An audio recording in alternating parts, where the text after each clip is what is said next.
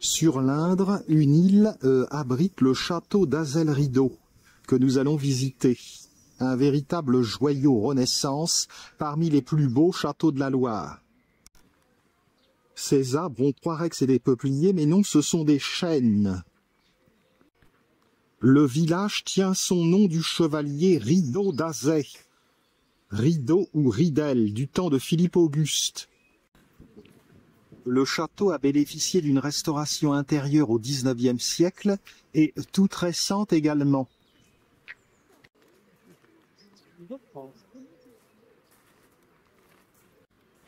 C'est le trésorier de François Ier, Gilles Berthelot, qui a racheté le domaine.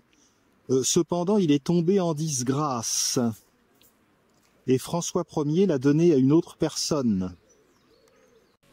Entre 1518 et 1527, Gilles Berthelot avait eu le temps de donner sa splendeur à ce château.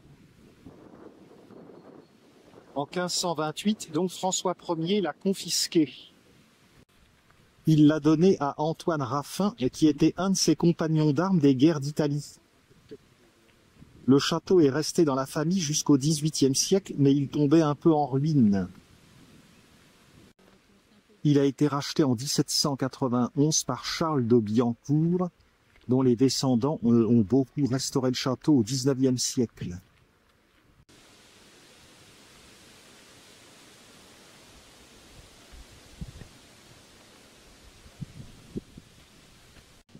Quant au village d'Azay-le-Rideau, où il se trouve, il s'est longtemps appelé Azay-le-Brûlé. En effet, le village avait été incendié car en 1418, le dauphin Charles, futur Charles VII, avait été insulté par la garnison locale et donc le village a été pris d'assaut et incendié en représailles. Ceux qui avaient insulté le dauphin étaient des bourguignons. Le château se compose d'un corps principal et d'un autre corps en équerre. C'est entre 2015 et 2017 que les extérieurs du château ont bénéficié donc de cette restauration admirable.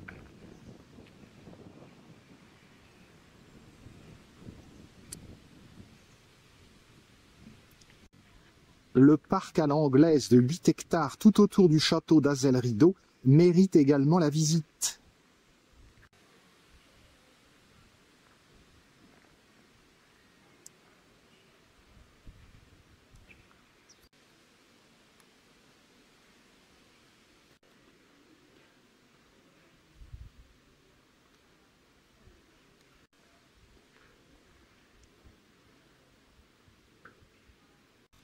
Beau pilastre à l'entrée.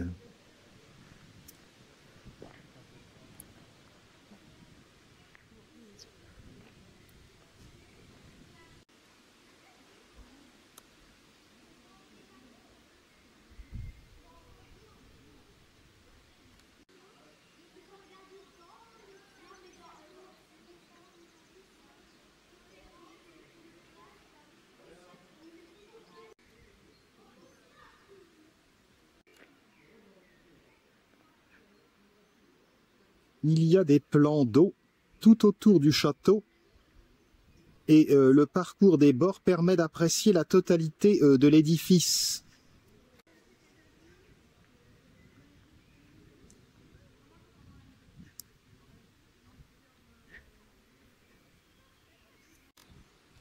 Le parc à l'anglaise de 8 hectares est planté d'arbres magnifiques, des cèdres de l'Atlas, des ginkgo biloba, des cyprès chauves, des séquoias.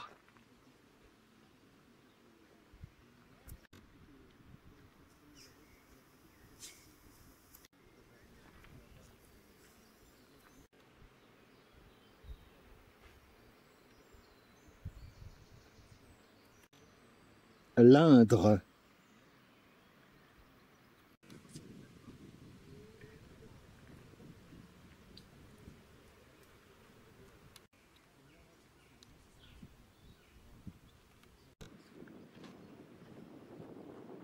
On connaît surtout la vision à l'arrière d'Azay-le-Rideau. Un admirable cèdre.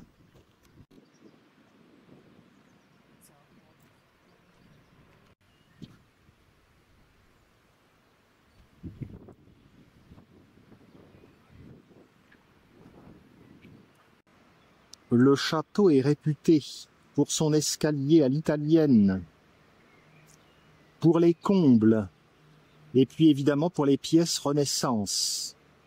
Cependant, ces pièces ont été restaurées au XIXe siècle, donc par la famille de la personne qui l'avait acquise en 1791.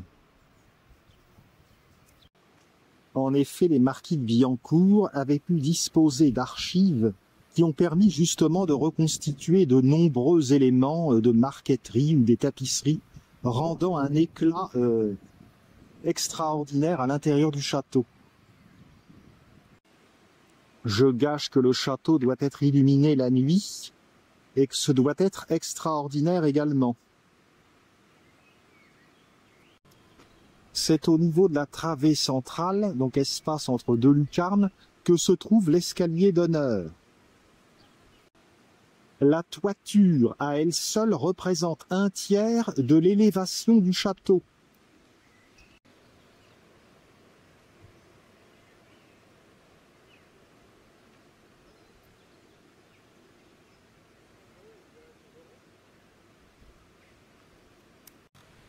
Un beau tilleul en fleurs là-bas. Il semble que le trésorier du roi, Gilles Berthelot, ait été très injustement accusé d'avoir détourné des fonds pour l'armée de François Ier.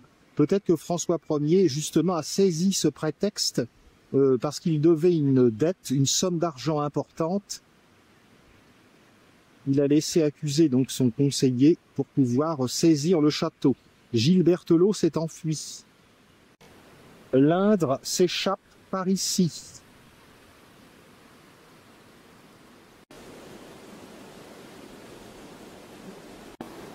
Ce château est vraiment admirable. Je ne l'avais jamais visité auparavant.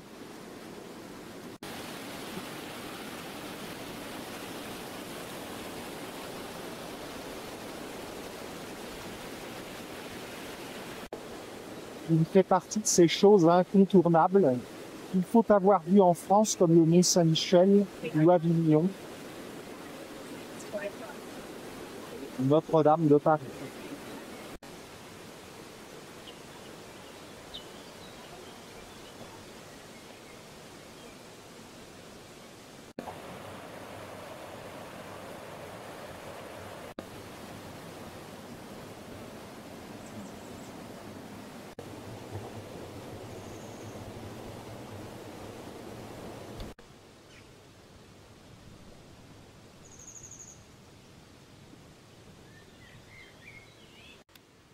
La Renaissance française est vraiment une époque fascinante. Si l'on songe que tout cela est dû finalement aux guerres d'Italie, où les rois Charles VIII, Louis XII, François Ier sont allés dans la péninsule, se sont rendus compte que les demeures étaient splendides et ont ramené nombre d'artistes pour faire ces châteaux, notamment dans le Val-de-Loire. Pourquoi dans le Val-de-Loire, me direz-vous? Eh bien tout simplement parce que le climat y est doux.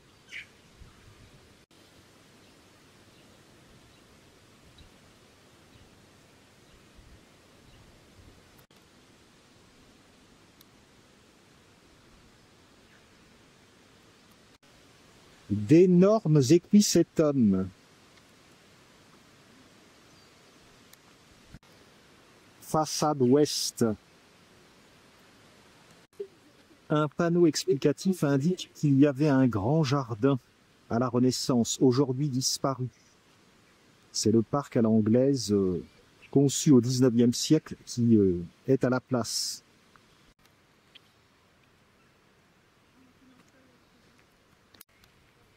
Voici l'arbre chinois, le ginkgo biloba, arbre aux 40 écus.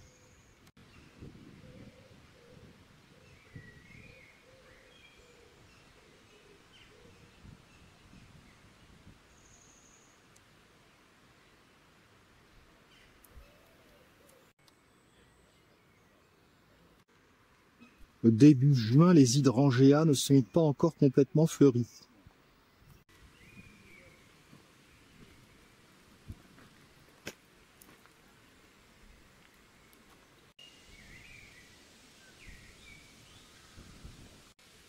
Les platanes présents dans le parc sont tout particulièrement majestueux.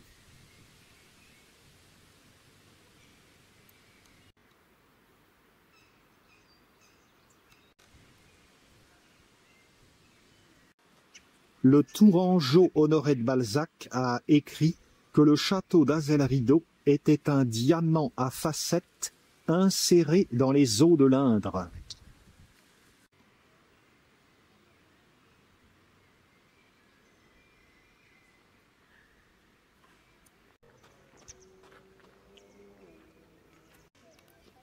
J'ai un ami bulgare qui est en train de suivre la visite guidée. Moi, j'ai préféré faire une visite libre. Comme ça, je peux voir un petit peu toutes les pièces à ma guise, avec le temps qui me convient. J'espère qu'il n'y aura pas trop de piaillements de gosses, on verra.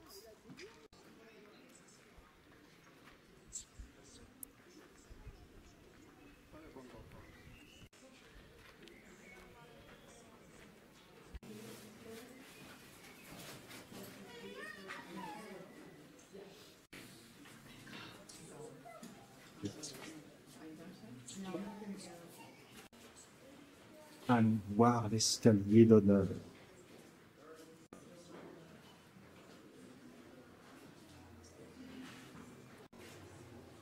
Sans doute Gilles Berthelot. L'escalier d'honneur est muni d'une rampe. Elle est en bois, elle est en pierre.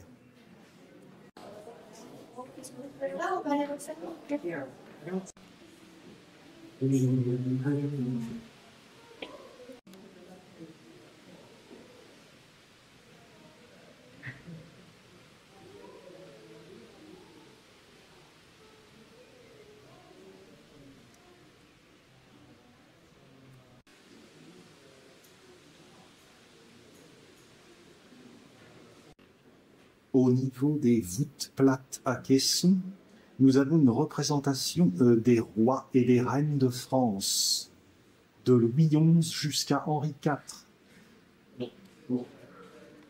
Voici manifestement Louis XI. Charles VIII, Louis XII, François Ier. Remarquez ces belles pendeloques.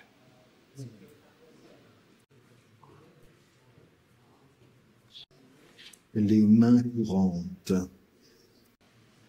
Elles ont été sculptées à même la pierre.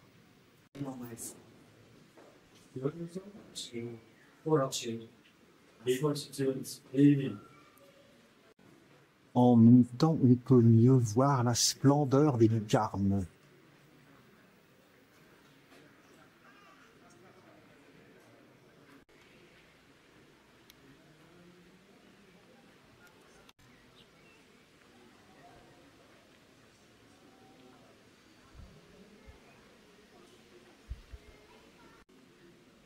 Cet escalier de type italien est le premier qui ait été conçu en France dans les châteaux de la Loire. Il rompt par exemple avec l'escalier à double révolution de Chambord, ou l'escalier également extérieur de Blois.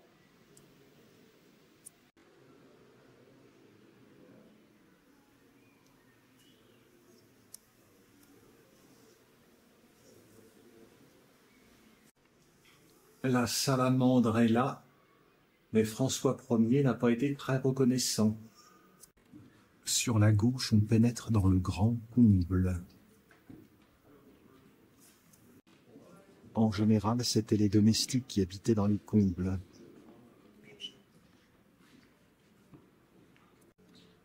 La charpente date de 1522 et le bois vient de la forêt de Chinon.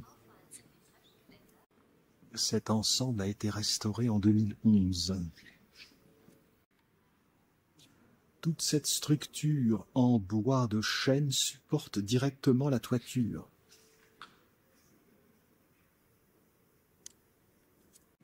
Nous en voyons ici une maquette. Et voici une maquette d'ensemble du château d'Azel-Rideau. Bon, la porte, il y a, en fait, la première porte.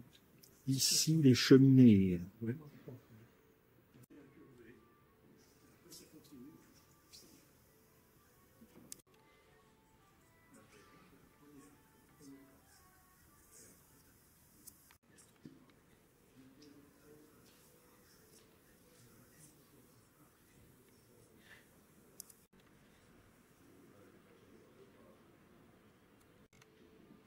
Poursuivons.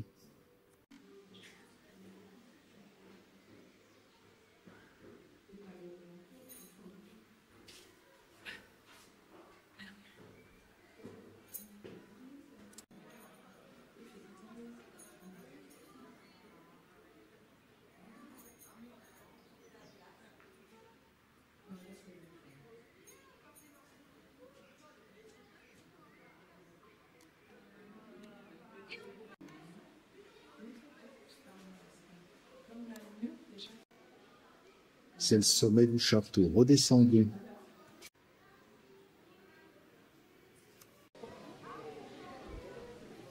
Allons voir par ici.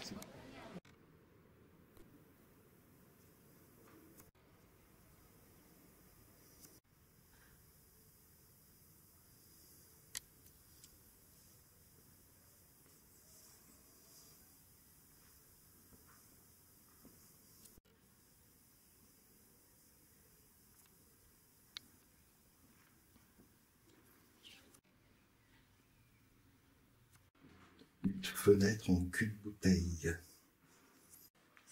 Nous voici dans la chambre Renaissance.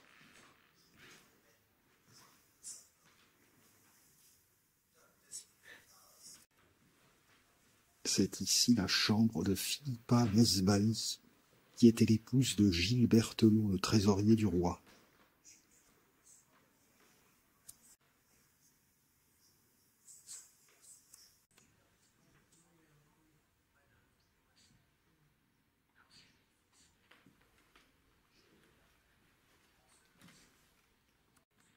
Beau portrait d'une dame de la Renaissance.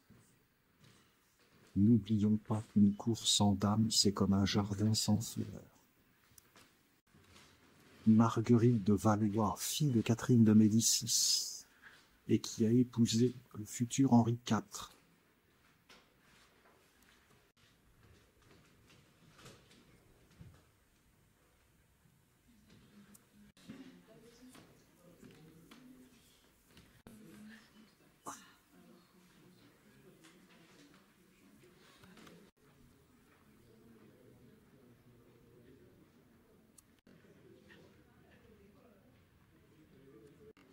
La chambre de Psyché, qui comporte de magnifiques tapisseries.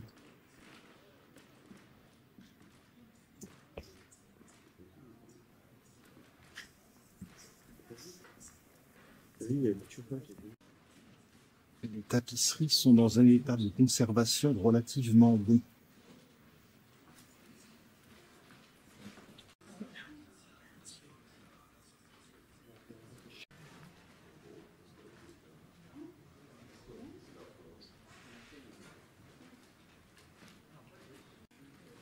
Les tapisseries datent des XVIe et XVIIe siècles. À présent, nous sommes dans la grande salle, comme vous pouvez le constater, toujours avec des tapisseries.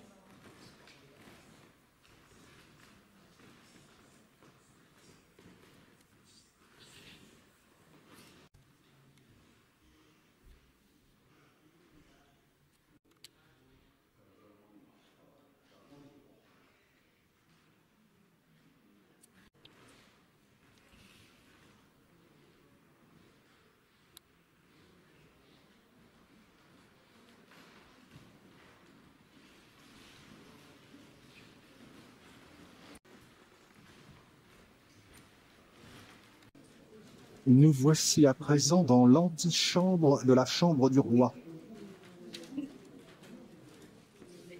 Et tout ceci a été restauré récemment. Manifestement, François Ier n'était plus ici dans son jeune âge de roi chevalier. Henri II, qui fut longtemps captif à la cour de Madrid et qui mourut dans un tournoi. L'un de ses fils régna sous le nom de Henri III. Ici, Louis XIII, fils d'Henri IV.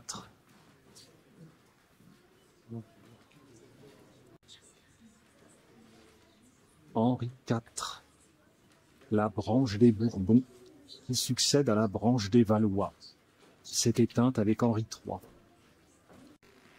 Louis XIV est ici bien jeune. Et pour revenir en arrière, je n'avais pas vu dans un coin le père du peuple, Louis XII.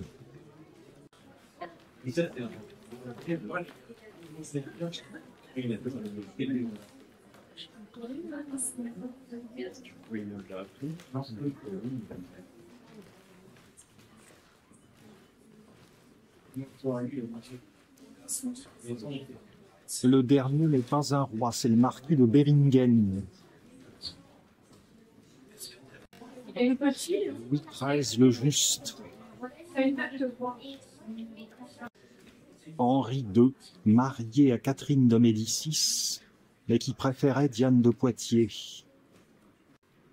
Henri III, marié à Louise de Lorraine, mais qui aimait aussi ses mignons. François Ier était marié à Claude de France. Louis XIII était marié à Anne d'Autriche. Louis XIV était marié à Marie-Thérèse d'Espagne, puis à Madame de Maintenon d'une façon morganatique. Henri IV fut marié à Marguerite de Valois, puis à Marie de Médicis, et d'une certaine façon à de nombreuses autres femmes. Voici la chambre du roi qui accueillit Louis XIII en 1619. Voici une très belle pièce ultérieure du XIXe siècle en poirier noirci. Sur les tiroirs, des répliques de Jacques Callot du XVIIe siècle représentant des scènes de torture. c'est dingue.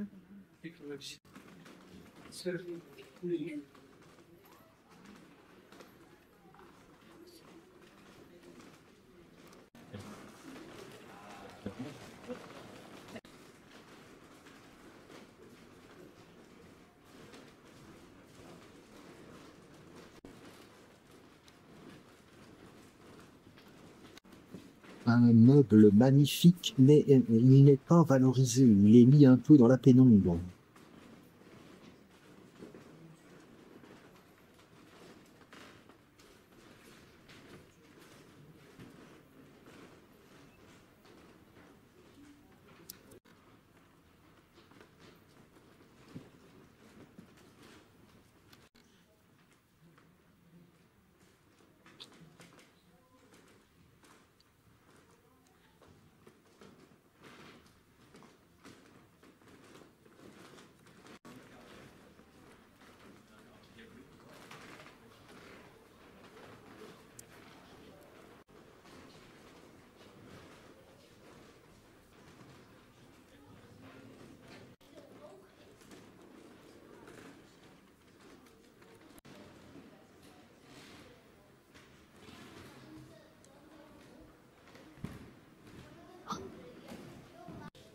Au rez-de-chaussée, nous voici à présent dans le magnifique salon Biancourt, du nom des marquis qui avaient racheté le château en 1791.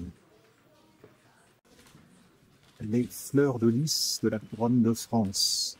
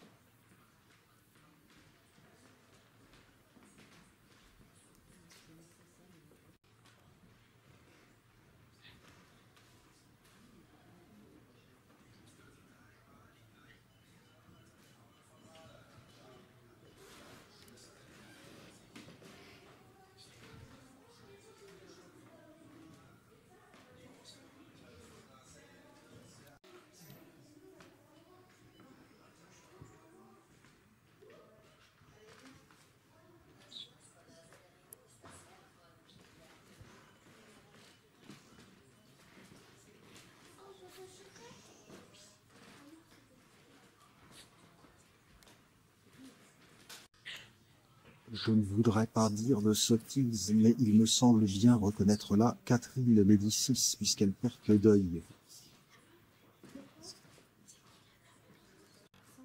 De toute évidence, ce tableau représente la visite d'Henri III à Venise. Il s'était enfui de Pologne, renonçant au trône de Pologne.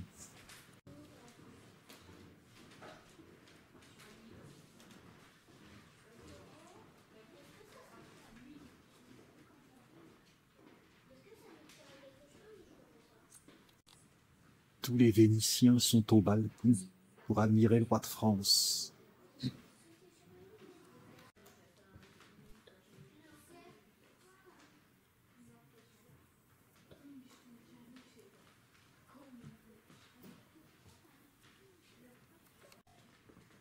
Au-dessus de Catherine de Médicis, c'est Gabrielle d'Estrées, maîtresse d'Henri IV.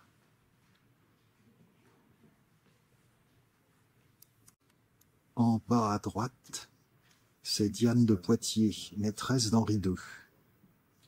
À côté d'elle, une reine, Anne d'Autriche, qui était donc l'épouse de Louis XIII et mère de Louis XIV.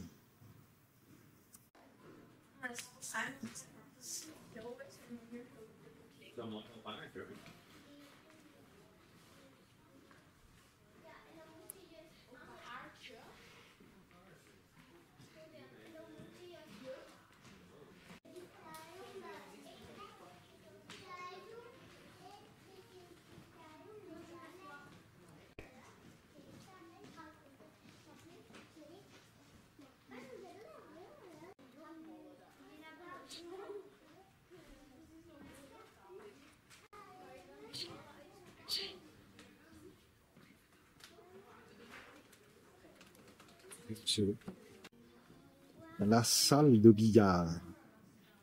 Ai-je besoin de le dire?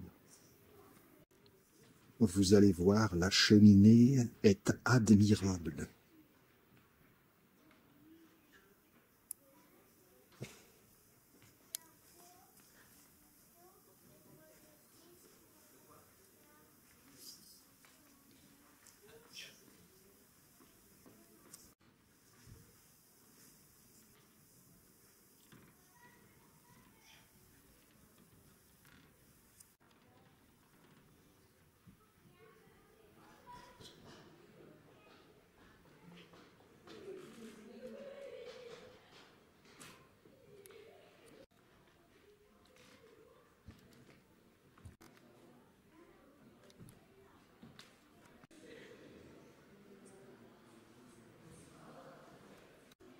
Allons voir la cuisine du château.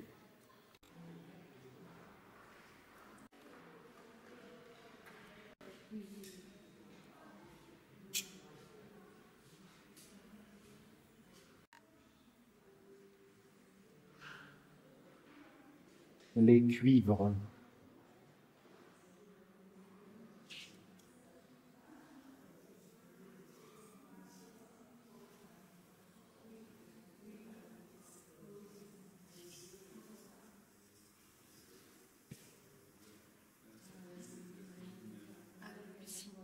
Oui.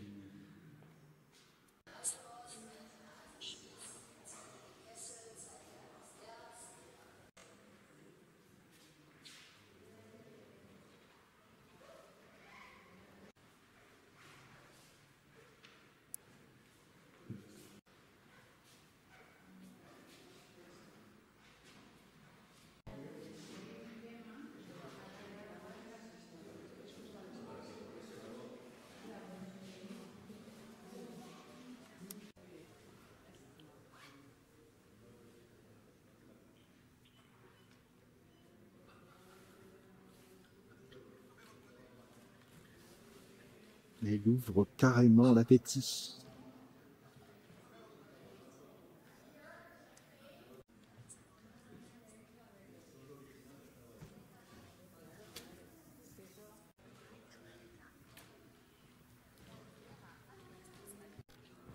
La salle à manger est décorée avec des scènes de chasse.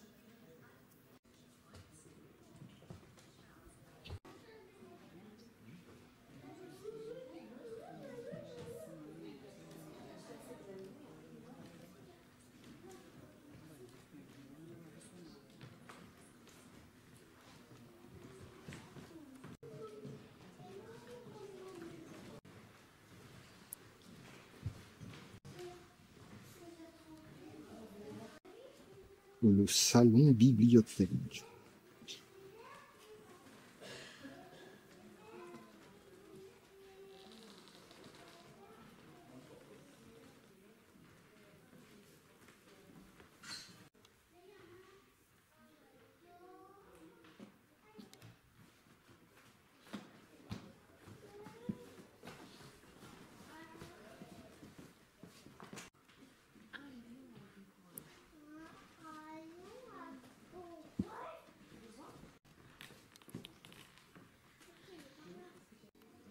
Voilà, Gilles Berthelot, donc le recréateur du château qui avait été détruit à la guerre de 100 ans.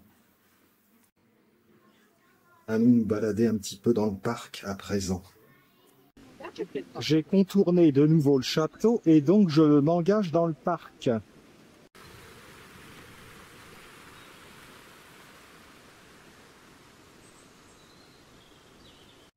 Les feuilles de marronnier d'Inde ont déjà des taches de cette maladie qui touche ces arbres en France.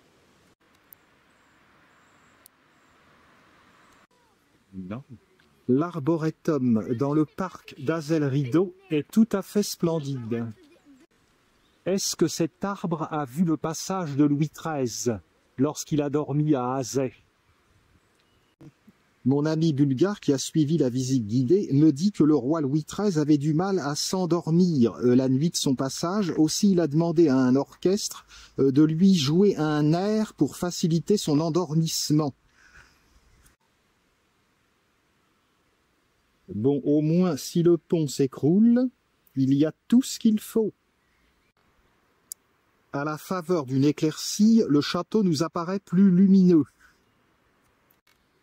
Nous voyons ici des racines émergentes de cyprès chauve.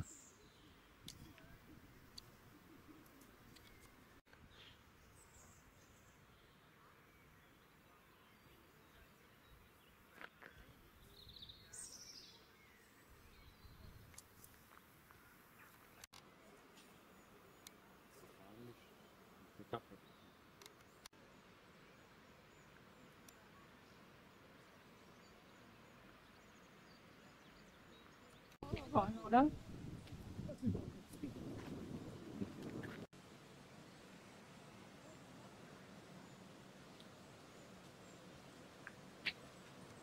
Le parc où nous sommes date de 1810 et il compte 8 hectares.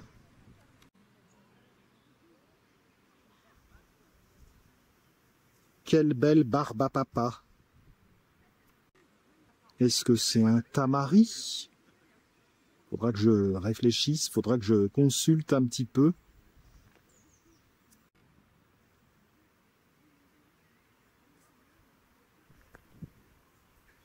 « 200 arbres ont été plantés ici en 2014. » Voilà qui clôt la visite de ce beau domaine d'Azay-le-Rideau qui se situe au sud-ouest de Tours. Une dernière vue pour la route. À la sortie, cependant, on ne peut pas s'empêcher de remarquer ces trompettes des anges.